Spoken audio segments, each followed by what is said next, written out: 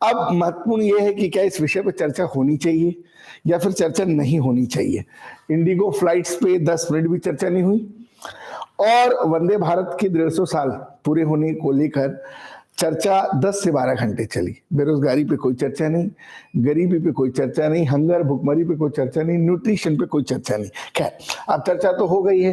तो वंदे भारत ट्रेन है और वंदे मातरम हमारा राष्ट्रीय गीत। एक सांसद महोदय वंदे मातरम बोलते बोलते वंदे भारत बोल गए, ये भी काफी चर्चा का विषय रहा। कहीं वंदे भारत पर डिस्कशन मई 2026 में होने वाले बंगाल चुनाव को ध्यान में रखकर तो नहीं हो रही है। पॉलिटिकल सिनेरियो में ये भी एक चर्चा का विषय। 1875 में पहली बार इसको बंकिम चंद्र चट्टोपाध्याय जिन्होंने लिखा था, इसके 150 साल 2025 में हो रहे हैं। और हिस्टोरिकल बैकग्राउंड को लेकर चर्चा का डिस्कशन ये है कि 1937 में जवाहरलाल नेहरू जी के द्वारा इसके कुछ अंशों को लेकर के जो है छेड़खानी की गई थी, ऐसा आरोप सत्ता पक्ष लगा रहा है। विपक्ष का ये कहना है कि भाई एक बार अच्छे से जवाहरलाल नेहरू ने क्या क्या गलतियां की हैं उस पर 10 घंटे 20 घंटे 50 60 घंटे चर्चा कर लेते हैं, और उसके बाद बचे हुए समय पे फिर मोदी जी ने भी लगभग उतना ही समय देश पे शासन कर लिया है, कुछ चर्चा उस पर भी कर लेते हैं। तो फिलहाल एग्जाम के पॉइंट ऑफ व्यू से नेशनल एंथम को लेकर के जो चर्चा रही है इस पूरे संसदीय सत्र के दौरान, जो 1 दिसंबर से 19 दिसंबर को चल रहा है, बेहद महत्वपूर्ण है। प्रियंका गांधी भी इस पर बोली, अच्छा बोली, जो उनके दिमाग में था, डिस्कशन का हिस्सा उन्होंने इसको बनाया। ये महोदय हैं जिन्होंने कह दिया हम तो वंदे मातरम नहीं गाएंगे भाई। इस प्रकार के लोगों की वजह से और कंट्रोवर्सी हो रही है। ये जनाब कह रहे हैं हम तो नहीं गाएंगे भैया, इसके कुछ अंश से लेके हमें समस्या है। मुझे ऐसा लगता है पर्सनली, कहीं बंगाल चुनाव जो मई 2026 में प्रस्तावित है, कहीं भारतीय जनता पार्टी का फोकस उसे लेकर तो नहीं है। लोकसभा हो या राज्यसभा, दोनों ही सत्रों में लगातार वंदे भारत को लेकर चर्चा। मैं इस पर आपको नोट्स दे चुका हूं, आपने नोट्स देख लिए हैं, कल आपको नोट्स इस पर मिल गए थे, और आज जो डिस्कशन होने वाले उस पर भी मिल गए। महत्वपूर्ण यह है कि 150 साल पूरे हो रहे हैं इसके, है ना। इसके कितने साल पूरे हो रहे हैं? 150 साल। मैंने बताया कि 1875 में बंकिम चंद्र चट्टोपाध्याय ने, अभी मोदी जी ने इनको बंकिम दा बोल दिया, है ना, तो इसको लेकर भी कंट्रोवर्सी मची हुई है। ये हमारे अमित शाह जी, जेपी नड्डा जी, खड़गे जी, सब अपना अपना व्यू रखे हैं इसको लेकर के संसद के सत्र में। चलिए 2 मिनट आप और हम भी गुनगुना लेते हैं। सुजलाम सुफलाम मलयज शीतलाम सस्य श्यामलाम मातरम शुभ्र ज्योत्सना पुलकित यामिनी पुल्ल कुसुमिता द्रुमदल शोभिनी सुहासिनी सुमधुर भाषिणी सुखदाम वरदाम मातरम वंदे मातरम। मुझे लगता है दिक्कत क्या है इसको गाने में, है ना, राष्ट्रीयता से ओतप्रोत है। कोटि कोटि कंठ कल कल निनाद करा ले, और कोटि कोटि भुजदत्त खर कर कर वाले के बाले माँ तुम्ही अबले, और बहुबल धारिणीम नमामि तारिणीम रिपुदल वारिणीम वंदे मातरम। तुम विद्या तुम्ही धर्मम तुम्ही हृदय तुम्ही मर्मम, तुम्ही प्राणा शरीरा भावते तुम्ही माँ शक्ति, हृदय तुम्ही माँ भक्ति, और तुम्हें प्रणिमा प्रतिमा गढ़ी मंदिरे मंदिरे वंदे मातरम। तुम्ही दुर्गा 10 प्रहर धारिणम कमला कमलिदी विहारिणम वाणी विद्या दायिनम नमामि त्वम नमामि कमलाम अमलाम अतुलाम सुजलाम सुफलाम मलयज शीतलाम। अब इसके कुछ अंश को लेकर कंट्रोवर्सी, गाना चाहिए नहीं गाना चाहिए, राजनीतिक दृष्टिकोण से इसको विषय को बरगलाना चाहिए, ये एक चर्चा का विषय है। इंडिगो की फ्लाइट लेट हुई, चर्चा नहीं हुई इस पे। भारत में बढ़ती बेरोजगारी, चर्चा नहीं हुई इस पे। और पूरे के पूरे संसद सत्र के 10 से 12 घंटे चढ़ गए भेंट किसके? वंदे मातरम। 1875 में, आज से 150 साल पहले, ब्रिटिश इंडिया के डिप्टी मजिस्ट्रेट रहे बंकिम चंद्र चट्टोपाध्याय, जिसे मोदी जी ने बंकिमदा कह दिया, कंट्रोवर्सी रही। 1882 में आनंद मठ उपन्यास के अंदर इन्होंने अपनी इसको जगह दी, है ना। महत्वपूर्ण बात, ये मैंने कल भी चर्चा करी थी, आज भी चर्चा कर रहा हूं। जनरल स्टडीज के अंदर, जीके के अंदर पहला सेशन मेरा जो चालू हुआ है यहाँ पर, वो हुआ है current affairs plus static GK का। इसके लिए मैंने आज आपको स्पीडी भी डाली है, पूरी स्पीडी 2025 की हम कवर करेंगे। दूसरा सेशन हमारा जीएस का पॉलिटी होगा और तीसरा सेशन हमारा जीएस में कुछ एमपी पॉलिटी को लेकर चर्चा करेंगे। इसके बाद हमारी जो टेस्ट सीरीज स्टार्ट हो रही है प्रीलिम्स की और मेंस की, ये पीटी और मेंस की टेस्ट सीरीज जो है पराक्रम, इस पर भी हम एक डिस्कशन करेंगे। ठीक है क्या? तो 27 जून 1838 को बंकिम चटर्जी का जन्म हुआ था। निधन इनका 1894 में 8 अप्रैल को कोलकाता में हुआ था। इनकी एक बड़ी फेमस किताब है दुर्गेश नंदिनी, जो पहला इनका बंगला उपन्यास था। ये एमपीपीएससी ने पूछा भी था मंगल पांडे जी को लेकर के, इसमें कुछ बातें कही गई हैं। तो Durgesh Nandini last time MPPSC prelims में पूछा गया था। हमें तो एग्जाम ओरिएंटेड पढ़ना है, चर्चा क्योंकि चल गई है तो चर्चा करनी है। वंदे भारत मातरम एक सन्यासी जो थे भवानंद ने सबसे पहले गाया था और उसके 2 छंद जो थे वो संस्कृत में थे और बाद में फिर दुर्गा के रूप को निरंकार बताया गया था। भारत भूमि के बारे में इसमें बात कही गई थी और भारत के भूगोल के मानकीकरण को लेकर इसमें बात कही गई थी। और भारत के भूगोल के मानकीकरण को लेकर जब बात की गई थी उस समय अरविंद घोष ने जो है राष्ट्रीय शिक्षा व्यवस्था को लेकर भी बाद में बात कही थी। और कहीं ना कहीं भारत के भूगोल का मानकीकरण, जंजीरों से जकड़ी भारत मां की प्रतिमा को लेकर जब भारत के भूगोल का मानकीकरण किया गया तो उसमें ये वंदे मातरम यहां से शब्द लिया गया। सुजलाम इसको कहा गया, सुफलम इसको कहा गया, मलयज शीतलाम शुभ ज्योत्सना पुलकित यामिनी सुहासिनी सुमधुर भाषिणी, सप्तकोट के अंदर एक एक वर्ड को लेकर वंदे भारत में चीजें हुई। 1896 में जब सार्वजनिक गायन वंदे भारत का मातरम का हुआ, जिसको हम राष्ट्रीय गीत भी कहते हैं, उसमें भारतीय राष्ट्रीय कांग्रेस का कलकत्ता अधिवेशन था और इस अधिवेशन के अंदर जो है यहाँ पर गाया गया। 1882 में इस उपन्यास के प्रकाशन के कुछ अंश जो थे वो गाए गए थे, लेकिन राजनीतिक मंच पर पहली बार ये 1896 में गूंजा था। और 1896 में राजनीतिक मंच पर यह पहली बार गूंजा था। मैंने नोट्स आपको दिया है, परंतु इतिहास के परिप्रेक्ष्य में और वर्तमान में इसकी प्रासंगिकता, रिलेवेंसी क्या है, इसको लेकर मैं चर्चा कर रहा हूं। हिस्टोरिकल बैकग्राउंड से क्वेश्चन आ सकता है।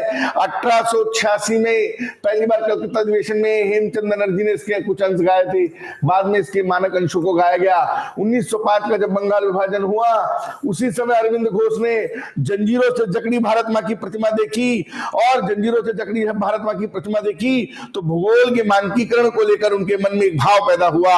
यह वह समय था जब बाल गंगाधर तिलक ने गणेश उत्सव, शिवाजी उत्सव जैसे उत्सव को चलाया था और कहीं ना कहीं उस समय ये शिवाजी उत्सव, गणेश उत्सव मनाए गए और राष्ट्रीय स्तर पर जो है भारत के भूगोल के मानकीकरण को करने का किया गया। उसमें छोटे छोटे बच्चे भारत वंदे मातरम गाने पर उनको जो है 5 रुपए का जुर्माना देना पड़ता था और 5 रुपए का जुर्माना उस समय की ब्रिटिश हुकूमत ने 200 बच्चों पे लगाया था।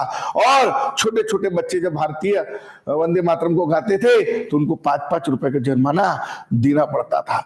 मुस्लिम लीग ने 1906 में जब ढाका के अंदर खाने विरोध किया, 1905 में जब बंगाल विभाजन हुआ, 1905-06 के बाद जब मुस्लिम लीग बनी, उसी समय सांप्रदायिकता उस समय इन लोगों ने फैलाई। हालांकि क्योंकि ये एग्जाम ओरिएंटेड बात हम यहाँ कर रहे हैं, 1875 में पहली बार आज से 150 साल पहले इसको विचार किया गया था और उस विचार के बाद इसका अंतिम रूप बना।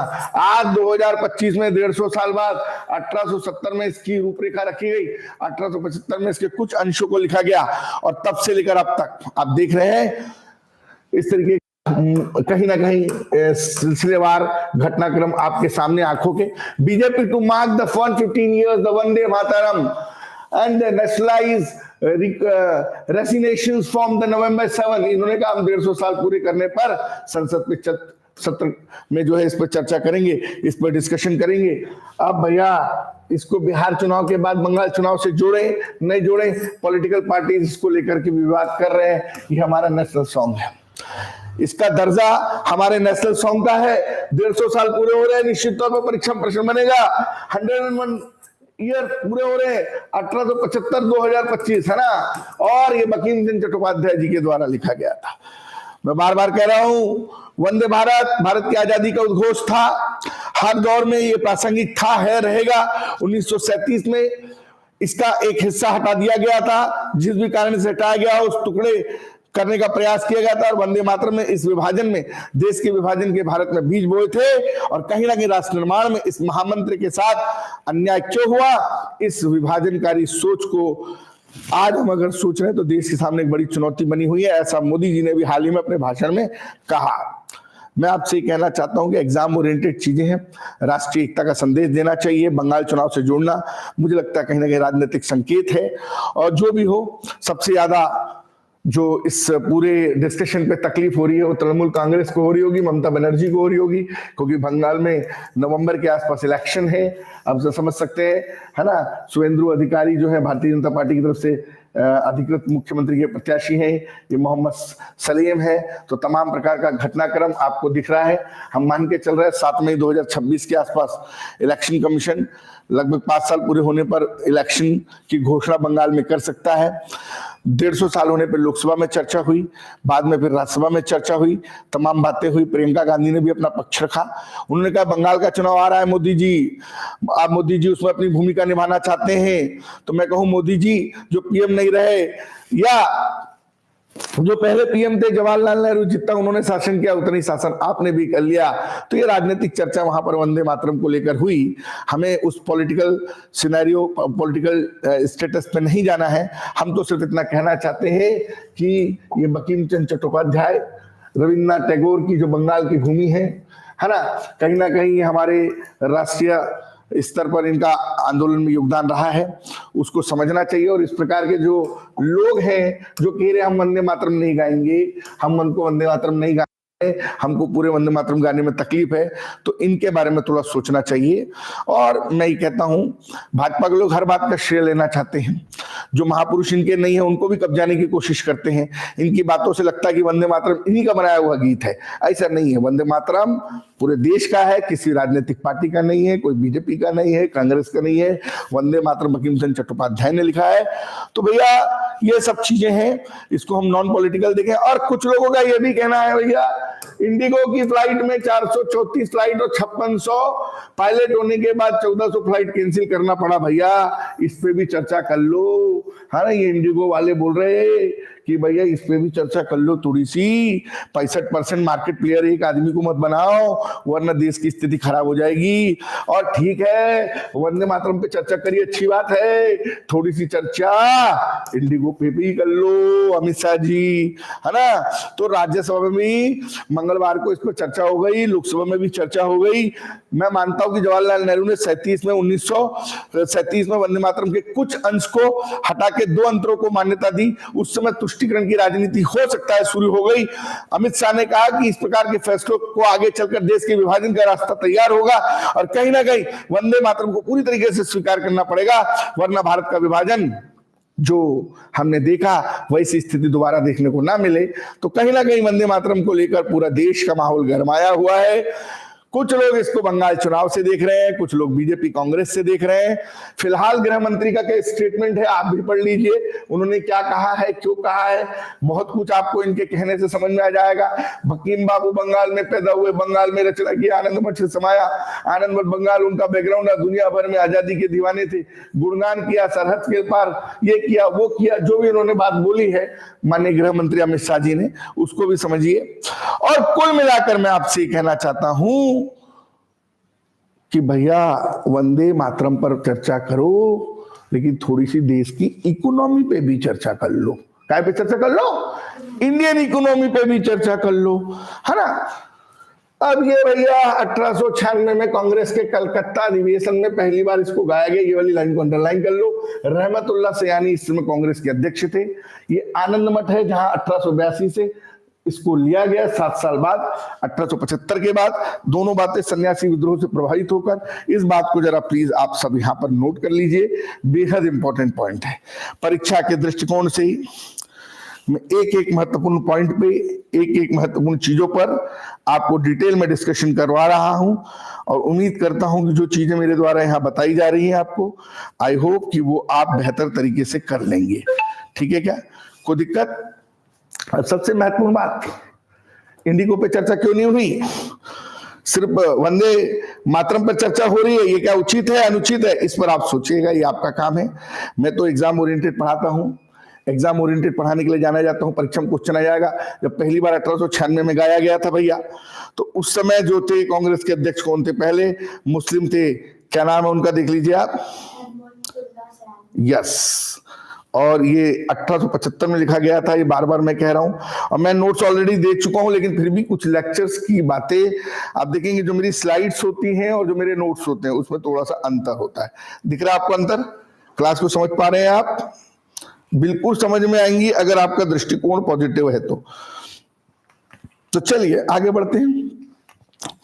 अंग्रेजों ने तो 5-5 रुपए छोटे बच्चों से ले लिए थे भैया, उस समय बैन वेन लगा दिया था, है ना, और ये तमाम बातें हुई थी, उस समय बैन कर दिया था वंदे मातरम को, है ना, बंगाल में तमाम प्रकार से जो घटनाक्रम हुआ था, और गैर मुस्लिम गैर इस्लामिक बताया गया था। उसमें इसके 4 प्रमुख छंदों को हटाया गया था, ये थे तब भी विरोध करने वाले लोग थे, है ना, ये जो विरोध करने वाले लोग थे। कांग्रेस ने मुद्दे को सुलझाने के लिए कमेटी बनाई थी, रविन्द्रनाथ टैगोर, सुभाष चंद्र बोस, कलाम, अब्दुल कलाम और जवाहरलाल नेहरू, जिनको माना नहीं गया था। मुस्लिम लगातार बोल रहे थे कि मूर्ति पूजा, देवी देवताओं, आइडियलिज्म को लेकर के बातें इसमें की गई हैं। अब क्या सच है क्या झूठ है, आजादी के 150 साल बाद हम अगर इस पर डिस्कशन कर रहे हैं तो ये हमारे डेमोक्रेसी के लिए सही है गलत है, ये आपको खुद सोचना पड़ेगा, ये आपको खुद समझना पड़ेगा। मैं तो सिर्फ परीक्षा के दृष्टिकोण से आपको बताने का प्रयास कर रहा हूं कि आपके और हमारे लिए कितना महत्वपूर्ण है वंदे मातरम का डिस्कशन। ओके ना? अभी एक सब साची बेचारे हैं अपनी किताबों में लिखते हैं, उस समय नेहरू और टैगोर के बीच में क्या बातें हुई थी। मैं हिस्टोरिकल बैकग्राउंड से भी बता दे रहा हूं, वंदे मातरम को लेकर क्या बातें हुई थी अपनी किताब में। वंदे मातरम की पृष्ठभूमि समझने के लिए आनंद मठ का अंग्रेजी अनुवाद पढ़ रहा था। मुझे इस पृष्ठभूमि पढ़ने से मुसलमानों को परेशानी हो रही है, ये उस बात में नेहरू ने रविन्द्रनाथ टैगोर को अपनी बात में बताया था। तो ये कहीं ना कहीं तुष्टिकरण के आरोप जो बीजेपी लगा रही है वो किस स्तर पर सही है, ये किस स्तर तक राइट फॉर्मेट में है, ये भी एक बड़ा समझने का विषय है। और इस शिक्षा के माध्यम से मैं आपको सिर्फ इतना बताने का प्रयास करना चाहता हूं कि आप ये समझिए कि महत्वपूर्ण बात जो परीक्षा की दृष्टिकोण से आपके लिए जरूरी है वो है वंदे भारत, वंदे मातरम की प्रासंगिकता। और जब इसे राष्ट्रगान जनगण मन के बराबर दर्जा दिया गया है अपने मौलिक कर्तव्यों में, तो इसका विरोध क्यों है, ये भी एक सोचने वाली बात। आजादी के बाद ऑल इंडिया रेडियो में बजने वाला पहला गीत सुजलाम सुफलाम मलयज शीतलाम सस्य श्यामलाम मातरम ही था। ठीक है क्या? विंटर सेशन में डिबेट हुआ है 10 से 12 घंटे लगातार। विंटर सेशन इस समय 1 दिसंबर से 19 दिसंबर को दिल्ली में चल रहा है। मुझे तो लग रहा है बंगाल इलेक्शन पे कहीं ना कहीं कंट्रोल करने का एक सिस्टम तो नहीं है इस पार्टी का। अब ये तो देखना ही होगा। समय पे आओ बेटा, इसमें तो समझ नहीं आएगा, कुछ डिस्टर्ब होते ना इसमें। फिर चले 3 बजे टाइम है, 3 बजे आओ। तो अब ये हो गया वंदे मातरम, पूरा का पूरा डिस्कशन आपको समझ में आ गया होगा। चलिए एट ए ग्लांस लेते हैं कहां से क्या क्या चीजें हमने देखी, कितनी बातों को हमने डिस्कस किया। ये भाई साहब हैं समाजवादी पार्टी के राष्ट्रीय अध्यक्ष है, 37 सीटें जीते हुए हाल ही में। इनका स्टेटमेंट देखिए, बहुत ही गैर जिम्मेदाराना स्टेटमेंट इन्होंने दिया है। पढ़ लीजिए, स्टेटमेंट आपके सामने है। तो चलिए हम अगले मुद्दे पे चलते। 4 क्वेश्चन बनाइए जल्दी से। चलिए बताओ भाई, अभिजीत एक बनाओ आप, एक आप बनाओ, एक आप बनाओ, एक आकृति आप बनाओ अंग्रेजी में, जल्दी से, क्विक फास्ट। वंदे मातरम पे 3-4 क्वेश्चन बनाइए। चलिए मैं ही बनाता हूँ। लिखिए, वंदे मातरम गीत पहली बार कब गाया गया, किस वर्ष में गाया गया?